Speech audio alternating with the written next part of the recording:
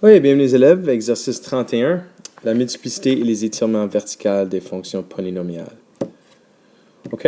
Alors, ici, on va vraiment juste continuer exercice 30. Dans exercice 30, on a appris qu'est-ce qui arrive dans une fonction cubique, qu'est-ce qui arrive quand il y a des zéros, juste comme ça. Ici, on va regarder les multiplicités. Alors, ici, si j'étais pour tracer le graphique y égale à x moins 1 au carré, ceci, ce serait simplement le graphique y égale à x carré, 1 à la droite, right? Alors, vraiment, qu'est-ce que j'aurais? J'aurais ces trois points-là. Et ça, ce serait ma parabole. Alors, remarquez que chaque côté du 0 ici, on a une valeur positive et une valeur positive de y. Alors, de chaque côté, je n'ai pas croisé l'axe des x, right? J'ai resté positif de chaque côté. Maintenant, x plus 2 au cube. Well, ça va être la fonction cubique qu'on a appris dans l'exercice 30, sauf bouger 2 à la gauche. Alors, on va avoir le point ici, point là, et la forme générale est comme ceci. OK, alors ça c'est la forme cubique, right? Ça c'est la forme carrée. Alors, qu'est-ce qui arrive quand ces fonctions-là sont à l'intérieur d'une fonction polynomiale? Alors, dans A, on dit que le 0 x égale à 1. Alors, ça, c'est le 0 x égale à 1. On a dit qu'il y a une multiplicité de 2. Ça vient du 2 ici. Alors, le x moins 1 ici est multiplié 2 fois, right? Ça serait la même chose que dire x moins 1 fois x moins 1. C'est la même chose, right? Alors, on dit que le facteur x moins 1 est répété 2 fois. Alors, notez bien le graphique x positif de chaque côté. On appelle ça aussi un rebondissement sur l'axe des x. Okay, dans B, la multiplicité de 0, x égale à moins 2, soit 1, 0, moins 2, est 3, qui veut dire que ce moins 2 ici est répété 3 fois. So, semblable à ça, je pourrais écrire x plus 2, x plus 2, x plus 2. OK? Alors, quand je dis ça ne change pas le graphique, j'aime pas ça actuellement, so je vais discuter ça un peu plus tard. OK? Alors, regardons les graphiques quand ça c'est à l'intérieur d'un graphique. OK, traçons les graphiques suivants. Alors, dans l'exercice 30, on l'avait fait quand il y avait 3 facteurs différents. Remarquez qu'ici, on a un facteur qui est répété. Je pourrais réécrire cette fonction ici comme ceci. J'aurais x moins 1 fois x moins 1 fois x plus 2. Alors, il y a encore 3 facteurs, right? Sauf qu'un facteur est répété. Alors, ce serait quoi les zéros? Bon, j'espère que vous pouvez identifier que les zéros, ce serait x égale à 1 et x égale à moins 2. So, je vais avoir 1 ici et je vais avoir 1, 2. So, ça, c'est moins 2, ça, c'est 1. Ça va être nos zéros ici. Alors, j'ai un 0 là et un 0 là. OK, well, qu'est-ce qui arrive quand il y a une multiplicité de 2? C'est que le graphique va rebondir à ce 0 ici. Alors, juste comme on a fait x carré dans la page précédente, quand on arrive à ce graphique-là, au lieu d'aller à travers, qu'est-ce qui va arriver? C'est que ça va rebondir. OK? D'autres choses à remarquer. Ceci est un graphique d'une fonction polynomiale de degré de 3. Right? Il y a 3 facteurs. Alors, on s'en souvient quand on avait un degré de 3, alors x cube, c'était comme ceci. Right? Qui veut dire que le début de notre graphique va être ici, la fin va être là. Puis le restant, on va voir, c'est juste plus ou moins suivre les points. Alors, votre graphique va avoir l'air quelque chose comme ceci. Alors, remarquez ici, il y a une multiplicité de 2. Alors, il y a un rebondissement ici, parce que le facteur est répété. Remarquez qu'ici, il n'y a rien de différent, on va juste à travers. Remarquez que je peux aussi trouver la valeur ici, l'ordonnée à l'origine. L'ordonnée à l'origine va me calculer si je multiplie tous ces chiffres-là ensemble. So, je vais avoir le coefficient numérique qui est 1 fois moins 1 fois moins 1 fois 2, qui nous donne une valeur de 2. Alors, cette valeur ici est 2. Alors, ça, c'est toute l'information nécessaire pour tracer votre graphique. OK, prochain graphique. Voici maintenant ce graphique ici, B. Alors, je vais avoir moins x, puis remarquez que j'ai une multiplicité de 3 ici. Alors, le facteur x plus 2 est répété 3 fois. So, je ne vais pas faire ça chaque fois, mais je pense que les premiers deux, ça vaut la peine. Alors, remarquez qu'on a un degré de combien? J'espère que vous voyez qu'il y a un degré de 4 ici. Alors, un degré de 4, ça va vers le haut ou vers le bas, right? À cause que c'est négatif ici, le coefficient numérique est négatif, je sais que mon degré de 4 va finir et commencer dans cette direction. OK, alors trouvons les zéros. Well, il y a seulement deux zéros. On a un 0 à x égale à moins 2 et on a un 0 à x égale à 0. Alors, moins 2 est ici, ça c'est moins 1, moins 2. Et j'ai un 0 à 0. Alors, remarquez que quand on a un 0 à 0 ici, ça c'est aussi l'ordonnée à l'origine, right? Parce que je ne peux pas croiser un autre point. So, c'est 2 fois 2 fois 2, mais pensez, ça c'est x plus 0, right? Alors, c'est 0 fois 8 qui donne 0. Alors, voici nos deux zéros. Alors, qu'est-ce qui va arriver quand on a une multiplicité de 3 ici, à x égale à moins 2? Qu'est-ce que le graphique va faire? C'est qu'il va vraiment suivre le comportement qu'on a vu d'un graphique cubique. Alors, on va voir quelque chose qui arrive comme ça. Remarquez que les deux bouts doivent finir à la fin, soit je dois terminer ici et terminer là. Alors, qu'est-ce que le graphique va avoir l'air? C'est quelque chose comme ceci. Et voilà. All right? Et on continue. Prochaine question. Actuellement, je vais peut-être ajouter ici qu'on a une multiplicité de 3 ici. So, ça, c'est une multiplicité de 3. OK? OK, prochaine question. Regardons à ce graphique.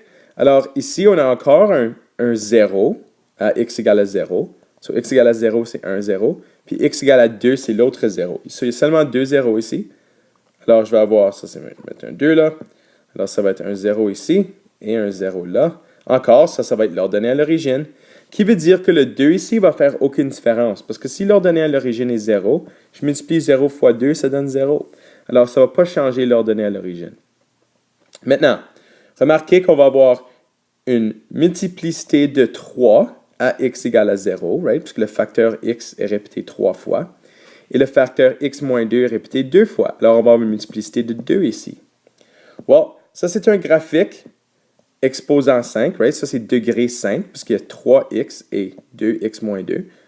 Et un x5 positif ressemble à un graphique cubique, right? Qui veut dire que notre graphique va commencer ici et finir là.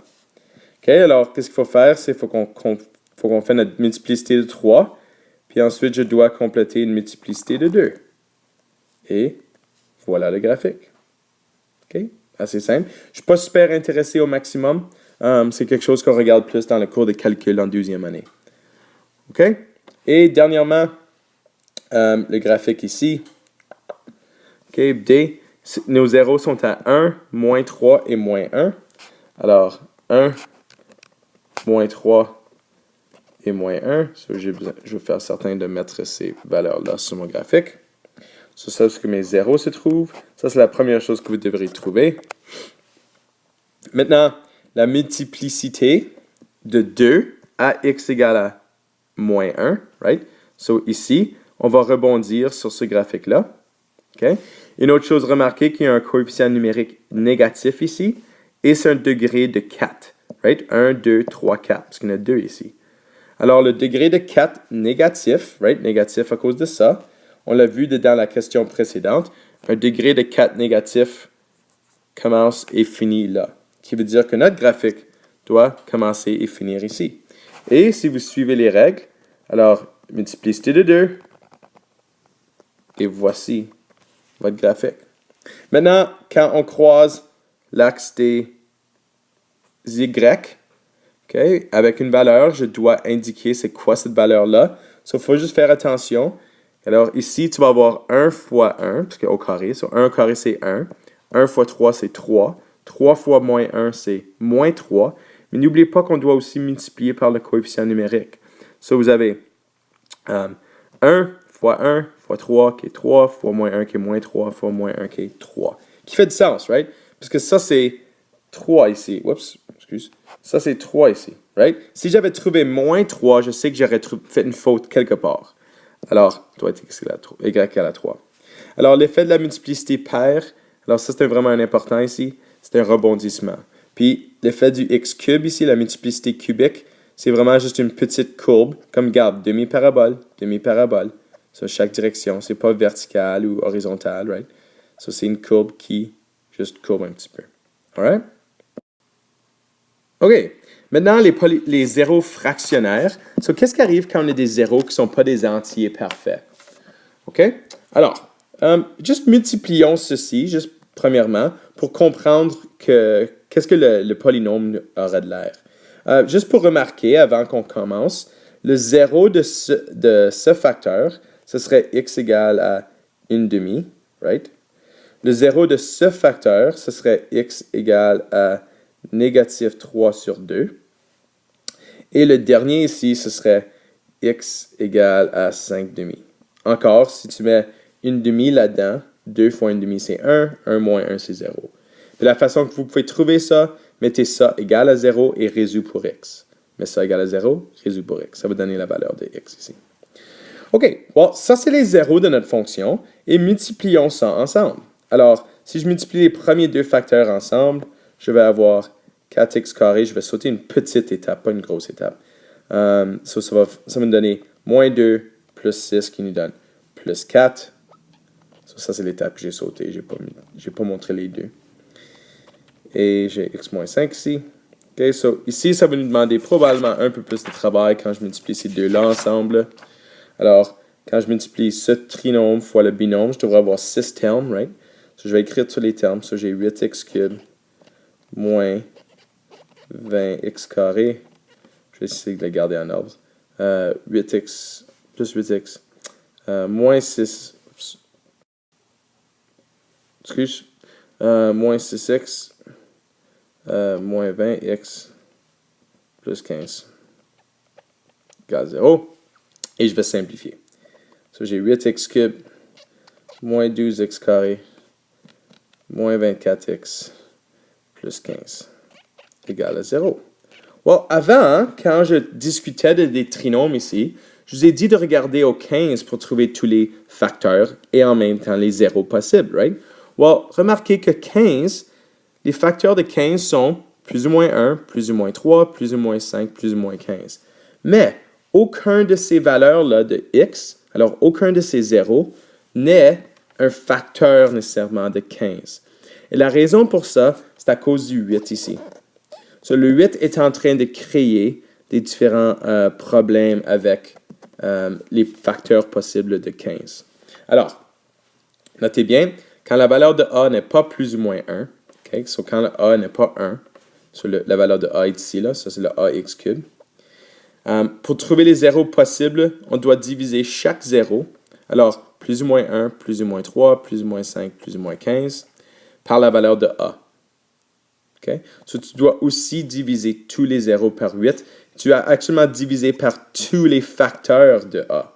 Okay? So, moi, je ne veux pas nécessairement toujours vous donner des 8. Je ne veux pas donner quelque chose de difficile comme ça à factoriser, mais on doit identifier que ça, ce serait nécessaire. Alors, qu'est-ce qui va arriver? Ça va probablement doubler le nombre de zéros possibles parce que tu vas avoir tous les facteurs de ça. Ce n'est pas nécessairement doublé, là, j'ai utilisé un nombre arbitraire, mais tu vas recevoir beaucoup plus d'options. C'est tout ce que je veux dire. Alors, essayons un exemple que vous pourrez voir dans un test quiz, chose comme ça. Alors, trouve tous les zéros possibles de ce polynôme. Alors, remarquez, d'habitude, on identifie le 12, mais on doit aussi identifier qu'il y a un 2 ici. OK? Alors, sans le a égale à 2, si j'ignore le a égale à 2 et je regarde simplement au 12, alors les zéros possibles seraient x égale x égale plus ou moins 1, plus ou moins 2, plus ou moins 3, plus ou moins 4, plus ou moins 6, plus ou moins 12. Alors, rien ne change, right? Ces zéros-là sont encore disponibles d'être des facteurs de ce polynôme. Okay? Sauf que on doit aussi ajouter le fait que si tu divises 12 par 2, il y a maintenant d'autres zéros possibles. Alors, les autres zéros possibles seraient x égale, c'est quoi 1 divisé par 2 qui donne plus ou moins une demi. OK? Les 2 divisé par 2, well, ça c'est 1, puis j'ai déjà inclus ça. Alors, je n'ai pas besoin de le réécrire. Je vais aussi avoir 3 divisé par 2, qui nous donne plus ou moins 3 sur 2. Et 4 divisé par 2 qui nous donne 2, j'ai déjà compté. 6 divisé par 2 qui nous donne 3, je l'ai déjà compté. 12 divisé par 2 qui nous donne 6, je l'ai déjà compté. Alors vraiment, tout ce qui est arrivé ici, c'est que je viens d'ajouter 4 zéros possibles. OK, fantastique. Cependant, je ne pense pas que vous êtes intéressé à utiliser ces zéros-là comme les premiers facteurs que vous trouvez. Pas de problème. En très bonne probabilité, c'est qu'un de ces facteurs-là va être un facteur possible et ensuite, en factorisant, vous pouvez trouver le restant. Je vais vous montrer ce que je veux dire dans le restant de l'exemple. Mais alors, il faut juste reconnaître que quand il y a un 2 là, il y a d'autres facteurs possibles. OK?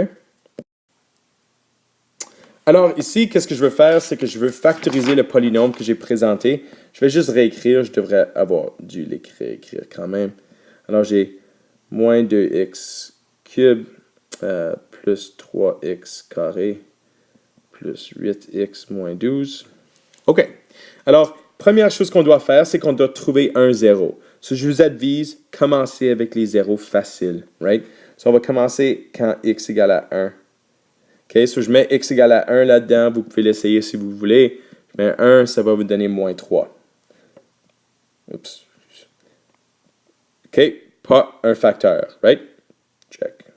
Ensuite, f moins 1. Je rentre moins 1 là-dedans. Ça nous donne moins... je pense que ça nous donne moins 15. Nope. Pas un facteur. Pas un 0, je devrais dire, right? Si je mets x égale à 2, on rentre dedans. Oh, regardez, ça nous donne 0. Fantastique. Ceci veut donc dire, donc, x moins 2 est un facteur. Great. C'est fantastique ça. J'ai trouvé un facteur, ce n'est pas trop difficile. Alors, on fait ça de la façon qu'on le faisait avant. So, rien ne change. So, le 0 que j'ai, c'est 2, right? Alors, je vais mettre 2 là-dedans. So, je fais ma division synthétique. So, je mets mes coefficients numériques ici. Right? Je mets mes coefficients numériques. Et ensuite, on descend le premier chiffre. So, rien n'a changé, right? So, j'ai maintenant moins 2. Je multiplie, ça nous donne moins 4. Qui nous donne moins 1. Moins 2, qui nous donne 6. 12, qui nous donne 0. Le restant de 0 confirme que x moins 2 est un facteur. Right? Si ça c'est pas 0, il y a une faute quelque part. Right? Ça pourrait être ici, ça pourrait être là, quelque part. Ça doit être 0. Ça représente la même valeur ici. OK? So là maintenant, hein, je peux réécrire f de x. Je peux réécrire f de x égale x moins 2. Right? Ça, c'est le facteur que j'ai divisé. Fois vraiment le facteur qui me reste. Ça, c'est les coefficients numériques. Right? Alors, j'ai moins 2x carré moins x plus 6. Well, je ne suis pas trop content avec le négatif devant le 2 ici. Alors, qu'est-ce que je vais faire? Je vais factoriser ce négatif-là. Puis, je vais le mettre en avant. So, j'ai maintenant un négatif 1 en avant. Le x moins 2 ne change pas. C'est tant que juste x moins 2. Mais en factorisant le moins 1 de ça, tous les signes changent de ce facteur. Alors, j'ai plus 6 moins 6. Excuse, plus x moins 6. OK, well, on peut factoriser ceci. Ça va vous demander à factoriser un trinôme avec un coefficient numérique de 2. Mais je savais, si vous regardez la question ici, je sais qu'il va y avoir un facteur avec un coefficient numérique de 2. Parce qu'il y a un 2 devant le x, là. OK, le x cube. Alors, je factorise. J'ai encore un négatif ici. J'ai x moins 2. Et si je factorise ça, je vais avoir 2x moins 3 et x plus 2. Alors, voici nos 3 facteurs qui nous donnent les 3 zéros. Right? Alors, factorise complètement le polynôme, c'est ça que j'ai fait. J'ai complètement factorisé le polynôme. Maintenant, je vais le tracer. Alors, c'est quoi nos zéros? Bon, si je regarde bien, nos zéros vont être x égale à 2. Right? Ça vient de ce facteur-là. Je vais avoir x égale à moins 2. Je vais faire l'autre facile pour commencer. Et j'ai le troisième qui vient de ce facteur-là. Si vous n'êtes pas certain, écrivez l'équation, right?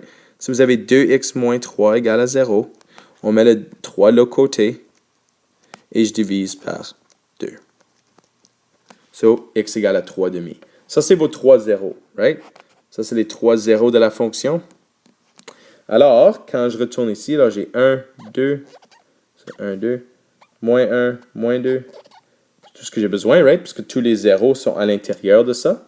Parce que ça, c'est 1,5.